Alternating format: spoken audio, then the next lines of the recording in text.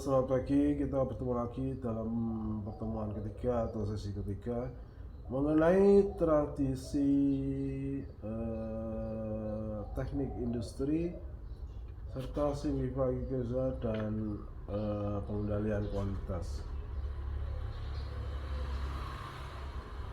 Pada tahun 1947, American Society of Mechanical Engineers atau ASME menjadi organisasi pertama yang mengembangkan dan menetapkan standar internasional untuk simbol proses dan mendokumentasikan cara menggunakannya dalam proses chart dan proses diagram. Pada tahun 1957, metodologi PERT dikenalkan dan digunakan untuk menggambarkan dan menganalisis tugas-tugas terkait pekerjaan. Metodologi ini sangat bermanfaat karena memungkinkan karyawan dan manajer yang terlibat di dalam suatu program untuk menentukan garis masa, memperkirakan durasi dan evaluasi efisiensi yang berfokus pada konsumsi waktu pada setiap program. Di tahun 1960-an, teori zero defect dikembangkan dengan ide dasar bahwa sebuah produk yang memenuhi kebutuhan pelanggan adalah produk yang benar.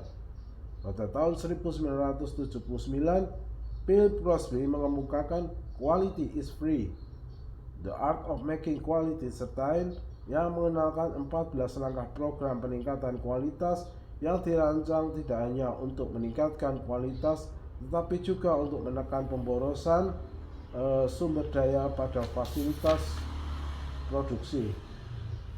Pada akhir fase kedua, Rosing dan kawan-kawan menyebutkan Taiichi Ohno dan Shigeo Shingo sebagai tokoh yang memperkenalkan Toyota Production System atau TPS setelah Perang Dunia Kedua.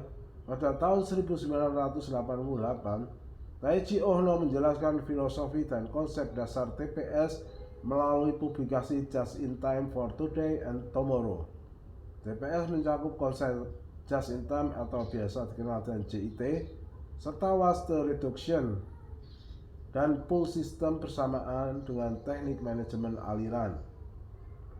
Pertengahan tahun 1980-an, para insinyur Motorola mengembangkan standar kualitas baru untuk mengurangi tingkat kecacatan sampai 6 standar deviasi antara rata-rata dengan batas spesifikasi terdekat.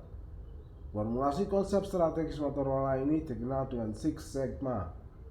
Berbagai perusahaan lain seperti Honeywell dan General Electric mengikuti jejak Motorola dan menyebutkan manfaat yang mereka peroleh dari Six Sigma.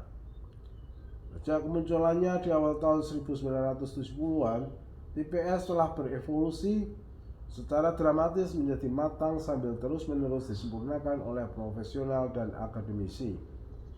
Evolusi pertama terjadi pada tahun 1990, di mana James Womack merangkum konsep TPS untuk menciptakan Lean Manufacturing, yang kemudian pada tahun 2005 James P. Womack dan Daniel T. Jones mempublikasikan artikel di Harvard Business Review yang menyebutkan sebuah teori yang disebut Lean Consumption.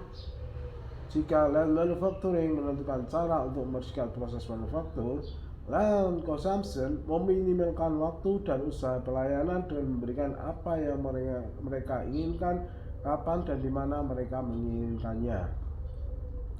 Di era 1980 sampai 1990-an, pengendalian dan manajemen kualitas memasuki fase baru yang dikenal dengan Total Quality Management atau TQM.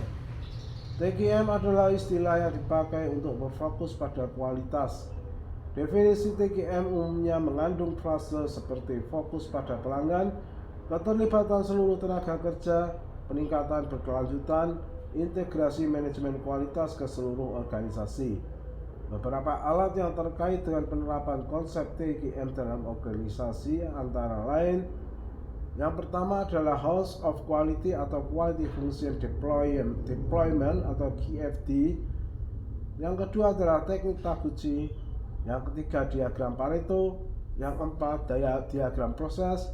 Yang kelima diagram Cause and Effect Analysis atau dikenal juga dengan Root Cause Analysis atau RCS. Yang keenam Statistical Process Control atau SPC.